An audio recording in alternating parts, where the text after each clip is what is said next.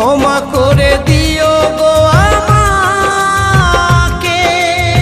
শিল্পীর বেদনা কেউ বোঝে কেউ বোঝে না, শিল্পীর যন্ত্রণা কেউ বোঝে কেউ বোঝে না।